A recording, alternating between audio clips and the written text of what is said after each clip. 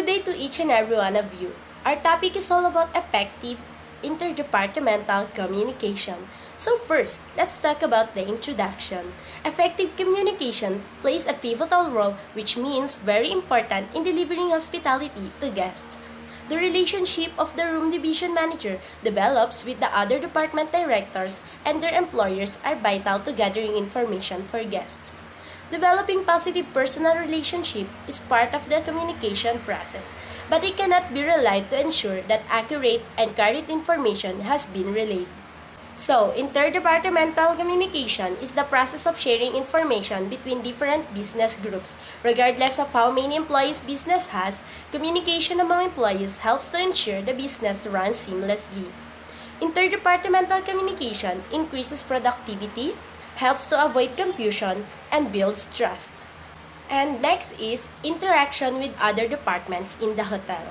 The room division staff interacts with all departments of the hotel, including marketing and sales, housekeeping, food and beverage, banquet, controller, maintenance, security, and human resources. So those departments view the front office as a communication liaison in providing guest services.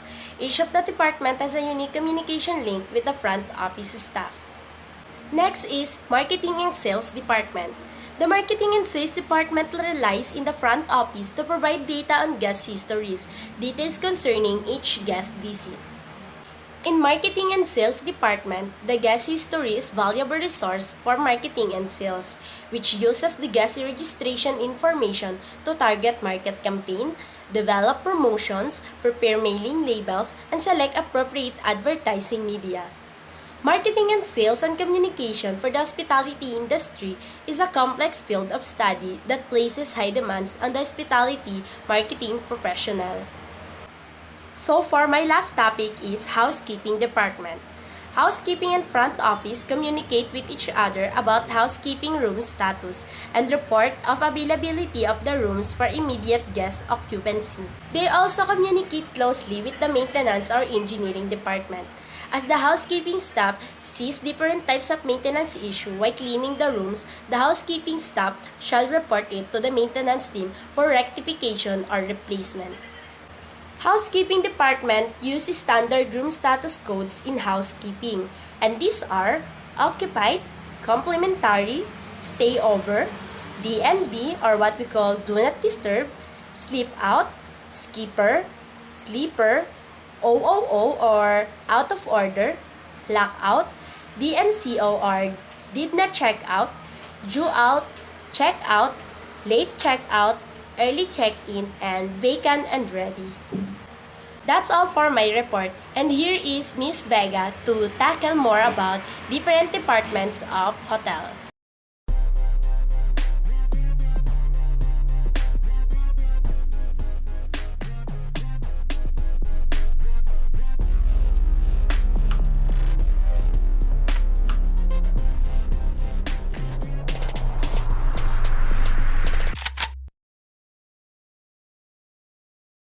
Food and Beverage Department. The communication between the F&B department and the front office is also essential. Communication is conveyed by relaying messages and providing accurate information on transfers, which are forms used to communicate a charge to a guest's account. The three important things necessary for a balance between all the departments in a hotel are cooperation, coordination, and also communication. The F&B service department would communicate in first, housekeeping. It coordinates with housekeeping department regarding the cleanliness of the outlets, different F&B section, and regarding the regular supply of staff uniform and soil linens. The next F&B communication is engineering department. So what is the communication in engineering department? This is the important maintenance of various and other ancillary equipments such as plate warmer, air conditioning, room heaters, lighting, plumbing, and etc.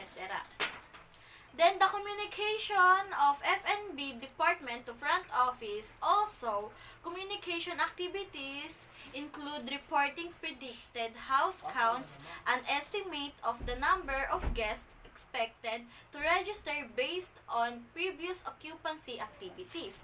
Human Resource Department. The Human Resource Department may rely on F&B service staff to act as an initial point of contact for potential employee in all departments. Next topic is Banquet Department. The Banquet Department, which often combines the functions of a marketing and a food and beverage department, requires the front office to relay information to guests about scheduled events and bill payment. The front desk staff may also provide labor to prepare the daily announcement board on inside listing of the daily activities of the hotel. Banquet Department handles all special food events at a hotel. Next topic is Controller. The controller relies on the front office staff to provide a daily summary of financial transactions through a well-prepared night audit. This information is also used to measure management ability. To meet budget targets, since the front office provides the controller with financial data for billing and maintenance of credit card ledgers. These two departments must rely payments and charges through the posting machine or property management system. Maintenance or Engineering Department. Engineering department of a hotel has a great importance in as much as it provides utility services like electricity, steam, hot water, air condition, and etc. Maintain engineering and service of various other equipment. The maintenance or engineering department and front office communicate on room status and request for maintenance service. Maintenance employee must know the occupancy status of a room before attending to plumbing, heating, air conditioning problems. Security Department. Communication between the Security Department and the front office are very important. In providing hospitality to the guests, these departments work together very closely in maintaining guest security, fire safety measures and emergency communication systems, as well as procedures for routine investigations of guest security concerns require the cooperation of these departments.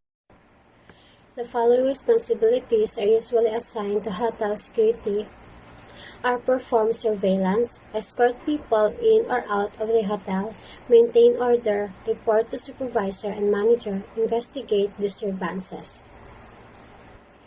Perform surveillance. They provide a sense of security to both hotel staff simply by being present. Escort people in or out of the hotel. Hotel security is also responsible for escorting guests and hotel staff to and from the hotel. Maintain order. Hotel security is often expected to maintain order among the different group of guests. Report to supervisor and management. Hotel security is responsible for reporting all suspicious activity to their supervisor or hotel management, usually in real time through radio, and document events have already been resolved. Investigate disturbances. This can include things like excess noise coming from a guest room or report of suspicious people prowling the parking lot. Human Resource Management Department. The Human Resource Management Department may rely on the front office staff to act as an initial point of contact for potential employees in all departments. It may even ask the front office to screen job candidates. Some directors of human resources management depend on the front office to distribute application forms and other personnel-related information to job applicants. The potential employee may ask for directions to personnel office at the front desk. The Human Resources Management Department may also develop guidelines for the front desk clerk to use an initially screening candidate. The role of total quality management in effective communication. Total quality management is a management technique that encourages managers to look with a critical eye at processes used to deliver products and services. Managers must ask frontline employee and supervisor to question each step in the methods they use in providing hospitality for guests. Some examples would be: why do guests complain about waiting in line to check out? Why do guests say our table service is rushed? Why do guests get upset when their rooms aren't ready on check-in? Managers and their employees must then look for answers to these questions. Edward W. Deming is a person who developed the total quality management in the early 1950s. His intent was to offer a new way for American manufacturers to improve the quality of their products by reducing defects through worker participation in planning process. He gave managers tools such as flow charts to analyze production by dividing the manufacturing process, specific components, and then focusing on the segment of processes that produce the end product. The most important aspect of total quality of management is improving the products and services for guests in the hotel industry. The interactions of the employees in the group setting or on one-on-one basis to determine is what is the root of the problem and how can we achieve the end result. The total quality management practices would ensure that the front office would check with housekeeping to determine room availability in such a situation. The bottom line is that interdepartmental communication is enhanced each time a team composed of members of various departments meets to analyze a challenge to the delivery of hospitality. And that's the end of our discussion. Thank you for listening.